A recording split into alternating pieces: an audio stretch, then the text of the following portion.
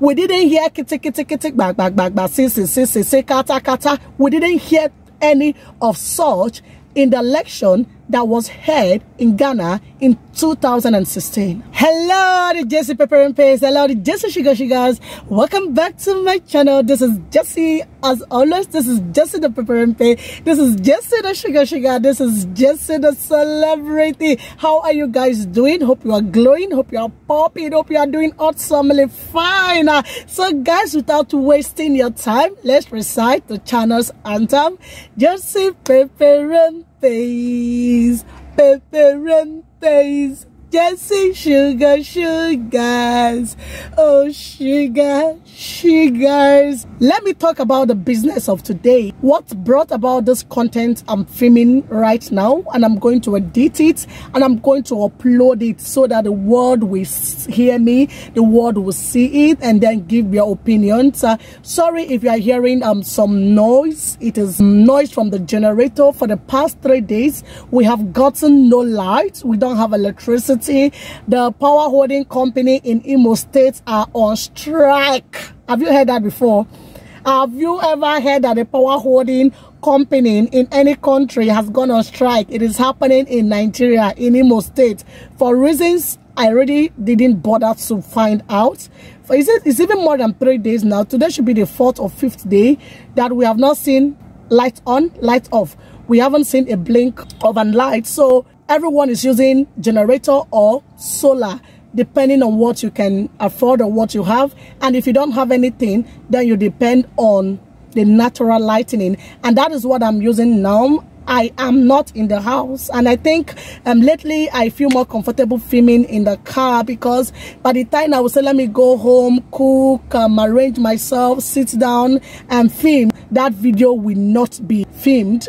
So guys, today I'm going to be talking about some of the things you already know or some of the things you have heard before, and I want to put my opinion. I want it to be on record that Jacy said something about this, and this is about the last election we had. And after watching the video, seeing people's opinion on TikTok, people tweeting, and people writing on Facebook about their various experiences on their various polling units on the election day, I said this video, I'm going to talk about it. Yes, I'm still going to talk about it, and I'm going to talk about it in relation to what happened 2016 election that was held in Ghana. Yes, that is just the summary of what this content is going to be about. So guys, if you are in for this video, please just sit down, relax, and then let's get going. I was asking myself, after witnessing what happened on 25th of February 2023, I was asking myself if Ghana has gone beyond election violence and ballot box snatching. My heart really broke on the 25th of February, seeing how this election was rigged for the so-called incoming president. This is to tell you how the Nigerian youth massively, for the first time, came out to vote, and they believed that their vote was going to count. They believed that their voices was going to be heard. And our voices was never heard. Our vote never counted. For me, I think that this so-called cabal is going to be the last one to come into existence in Nigeria. Before now, I was thinking that the purpose of intertribal marriages and inter-religious marriages was to help the different tribes, the different religions understand themselves and cohabit together, have a better understanding, respect each other's religion and tribe, and then help to build the community and the nation at large. But this is not what is happening in Nigeria, because I know in Ghana Christians marry Muslims peacefully. I know in Ghana they intermarry. People from the Akan tribe will marry those from the Iwait, those from the northern region will marry those in the central region, and everyone are happy together. And this has helped to build Ghana to the standard it is now. When it comes to intertribal marriage, I don't know if it's just all about giving birth to children and it ends there. I'm not seeing it in other spheres of life when it comes to building the nation. The reason why I'm stating this is the fact that you are going to hear, oh, this one is Igbo, this one man is coming out, is a Lagosian, this one is from the north, and that is why we are not going to vote, or that is why we are going to vote, this one is a Muslim, because he or she is not a Muslim, we are not casting our vote, because he or she is not a Christian, we are not going to vote for them. And then, what is the purpose of intertribal and interreligious marriages if it is not going to help us to have a common understanding and respect for each other? If it is not going to help us to understand that first we are humans before we became either Christian or Muslim or became Igbo, Yoruba, Hausa, or whatever ethnic group. For me, I think that election should not be like the relay race in athletics, which involves handing over the baton to the nearest runner. Election is about alternatives, visions, great ideas, goals, and roadmap to it. Where on earth could a visibly struggling man even contemplate running for such a high-ranking office? And in his words, he said, "It is my turn to be the president of Nigeria." I believe that once the old corrupt politicians fade out of the system, things will eventually get better. Look at Nigeria, giant of Africa, giant of this, giant of that, and yet the so-called giant is supersized. I have never witnessed an election that was done in Nigeria that didn't witness kitty kitty, kata kata, that goes here and there. On the 25th of February, those who got their PVC, who wanted to genuinely vote, got prepared, went to their polling unit. Some of them by 10 haven't started. So at the point around 12 p.m. when some polling units started, at the point they started complaining that the BVAS machine wasn't working. You can imagine that. And then as we watch the television and the radio programs, we are hearing that so thing is being happening, ballot box is being snatched in this polling unit, this thing is happening there, all manner of violence and fights was occurring on that day. This was election that was promised that was going to be free and fair. Let me compare this election to what happened in Ghana in 2016. Every Ghanaian stood up from their various houses, especially the youths, took their berths, ate, got prepared, and went out to their polling units to vote.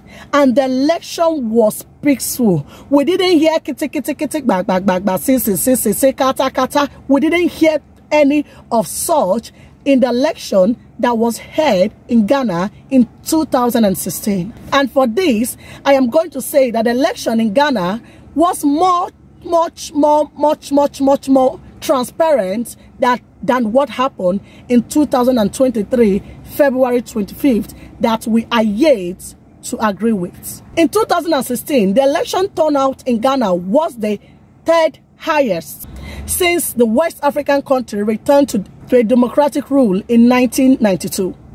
The highest was in 2004, which got 85%, and in 2012, which got 80% of the total population. We know that the youth came out and campaigned for Nana Addo in 2016. And their voices, their votes counted, because Ghana is a country where the people's voice could be heard. Nana Addo was the present Peter Obi. You can see the way the youth are shouting. You can see the way the country mourned for days into a week when the election was called. The same way Ghanaians were campaigning for Nana Addo was the same way Nigerians campaigned for Peter Obi. And this is why you are hearing LUP 76, LUP 77, LUP 78, KKRK 79, Obi one name 78, OBDD 79, ala 80. These were songs that we had sung just to bring this man to power. That is to tell you how Nigerian youth desperately want him to be our president. My question is, why can't Nigeria learn from Ghana? Why can't we learn from a neighboring West African country? This one is not an election that was held in the United Kingdom. This was not an election that was held in America. Neither was it held in Europe. This is something that happened in a very close neighboring country. How on earth did we get to this point where we are crying, where we are tearing up, where we are begging, we are doing all manner of sorts, and yet it seems nothing is happening. I thought for once in this election that was done a few weeks ago, our voices was going to count. Our vote was going to be numbered. Rather, we were all disappointed. When again, in the history of Nigeria, will an effective democracy be practiced, just like in any other country? I was so proud for Ghanaians for coming out in 2016, voting and electing their choice presidents. That singular act alone gave me hope that democracy will stand again. And that was how the present president of Ghana, in the person of His Excellency Nana Addo, came into power. The only faith I have now, and what we are hoping for and believing strongly by most Nigerians, is that our mandate is going to be restored through the intervention of the Holy Spirit. And at this point, I'm going to say that it is quite obvious that Nigeria needs what is bigger than votes and what is bigger than mere voices. What we need now is God being on our side. Just as He stood with the Israelites while they fought the Philistines, the Amorites, and others who troubled them for years.